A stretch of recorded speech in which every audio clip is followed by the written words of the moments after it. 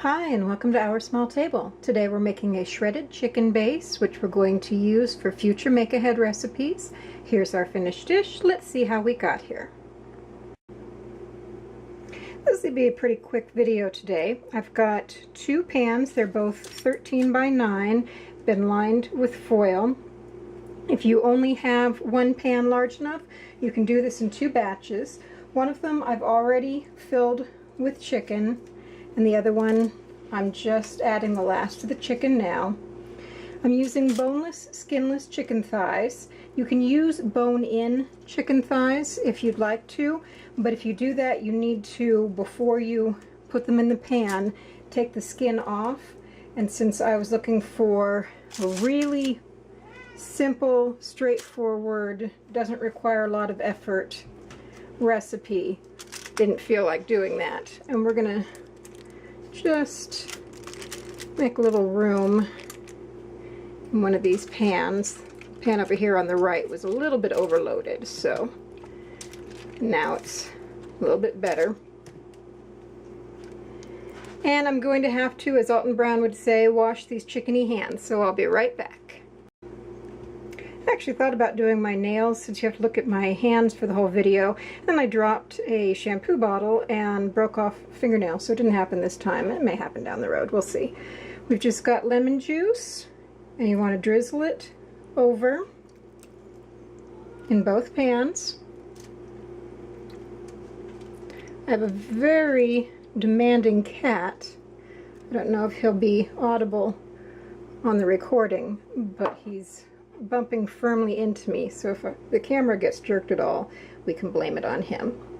This is olive oil, which we're also drizzling over. A lot of TV cooks get very excited about extra virgin olive oil. If that's what you have in the house, go ahead and use it. But actually, for anything that you are cooking, you don't need extra virgin. Just plain pure olive oil is fine. You won't taste any flavor difference unless you're using it plain, like to dip bread into.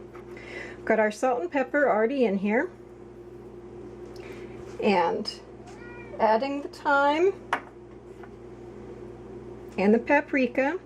I'm using smoked paprika. I have both, but I rarely get a chance to use the smoked, so I'm using that, but you don't need smoked. You can use just regular paprika. Give it a little mix, and then sprinkle it over the chicken in both pans. And that's all we're going to be doing for preparation. This is going to roast in the oven for about 25 to 30 minutes. That's the other thing that you need to change if you're using bone-in chicken, is you're going to need to roast it a little bit longer, maybe 35-40 minutes.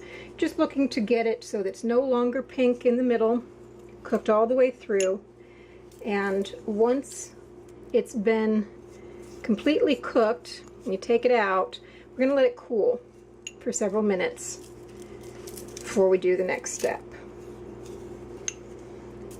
And I'm going to actually turn off the camera and dredge the chicken around in the pan a little bit to get as much of the seasoning on as possible. But since that'll mean putting my hands back on the chicken, I don't want to touch the camera too much with chickeny hands, so I'm going to do it off camera. And I'll be back when these are all roasted up.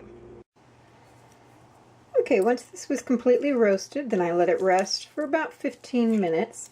If I was using bone-in chicken, then I would need to have it cool enough that I could handle it to remove the bones at this point. Since I'm using boneless chicken, I just have to use 2 forks to shred the chicken. And it's kind of a time-consuming process, but we're just saving time for a future meal. That's the whole point of make-ahead meals, is you do the prep parts when you have time, and then you won't take the time when you don't have it. So I'm going to get the whole batch shredded down, and then we'll move on.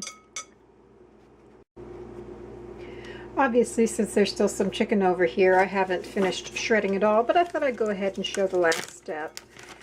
You want to take a freezer bag and you just measure out about a cup of the shredded chicken, and that will be one portion. I like to flatten out a little bit. I always flatten out things that go in the freezer. I think it makes it thaw more smoothly, and that's all there is to it. We're going to use portions. Each of these bags is a portion. We're going to use these for future recipes, and so you want to get this all done so that you're set for the next recipes we're going to do. Thanks for joining me at Our Small Table. The recipe we've used today is linked in the video description and is available at OurSmallTable.com. Next time we're making a cheese sauce, and the cheese sauce is for making ahead as well, and that combined with some of this chicken is going to make some of our recipes for the rest of the month. Click subscribe so you don't miss out.